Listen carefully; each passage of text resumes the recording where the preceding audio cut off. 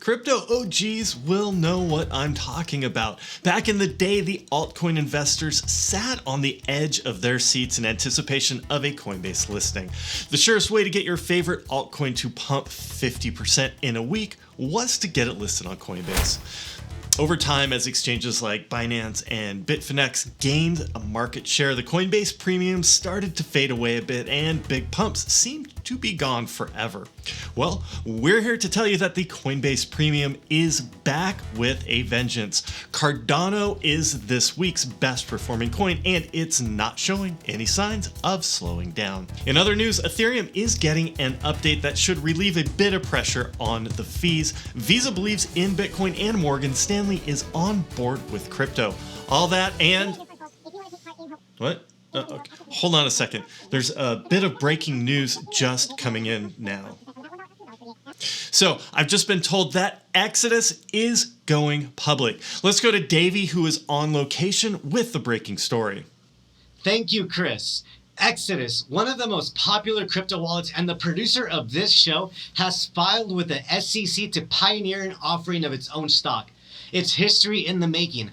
Exodus may potentially be the first company in the world to launch a token that represents shares of its common stock. Now, historically, crypto ICOs have left investors with no legal ownership of the companies behind the tokens. Is this just another ICO? This is not just some utility token, Kris. Holders of Exodus common stock will be actual owners of Exodus. In addition, they may have the opportunity to have a digital token that represents that ownership. And the digital token would live on a blockchain. And shares will be purchasable with Bitcoin, Ethereum, and USDC directly in the Exodus wallet. You heard it here first, folks. If you want to take part in helping the world exit traditional finance, click the link above to learn more.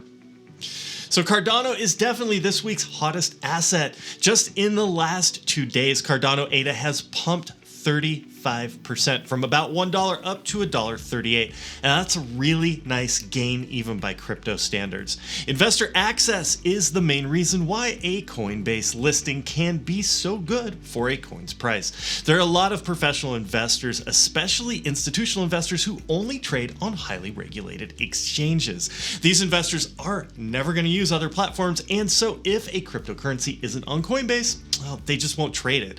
As soon as a coin gets added to Coinbase, that means all of these investors can trade it for the first time, and that can often mean a big wall of buy orders. Of course, it also helps that Cardano has been added to the Bloomberg terminal. A Bloomberg terminal is a financial computer system of sorts, and it's what sets the professional investor apart from the average Joe. It's fair to say that all the real assets are available on a Bloomberg. So Cardano ADA getting added to the system definitely gives the project a further boost of legitimacy. Now, if you have made any transaction on the Ethereum network in the last couple of months, perhaps minting that one-of-a-kind, super rare Unikitty, you've probably noticed that the ETH fees are almost prohibitive. Now, there's a plan in the works to fix that. You're probably going to hear a lot about EIP 1559 in the coming weeks and months. EIP 1559 is a big upgrade coming to Ethereum that's going to do 3 things.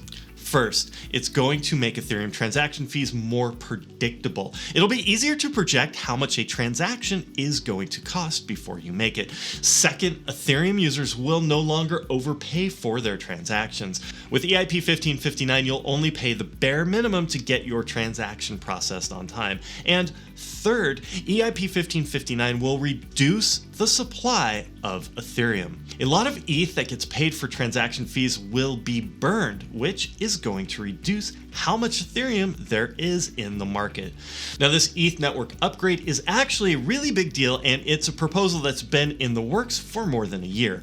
The one problem, though, is that the miners don't like it. EIP 1559 will burn transaction fees instead of paying it to the miners, so it's definitely getting some pushback. Who would have thought? Hopefully this all gets resolved though, and EIP 1559 comes off without a hitch. As of now, the upgrade is scheduled for this July. Morgan Stanley is one of the largest investment banks in the world, and they've announced that they're going to give some of its wealthier clients an easy way to buy Bitcoin. According to the bank, only clients with $2 million or more will be able to buy Bitcoin from them, and they'll only be able to buy an amount that's not more than 2.5% of their total net worth. Visa has announced a plan that would allow their customers to buy Bitcoin with a Visa credit card. And if things go according to plan, there's also a chance that Visa will enable Bitcoin payments to their merchants. Given that there are currently 70 million merchants that accept Visa payments, it's a pretty big deal. If you'd like to see more Exodus news, make sure to click this link for a delivery straight to your inbox. Thanks for watching, everyone, and make sure to like this video and subscribe to the channel for more weekly crypto videos from Exodus. Until next time, hold on.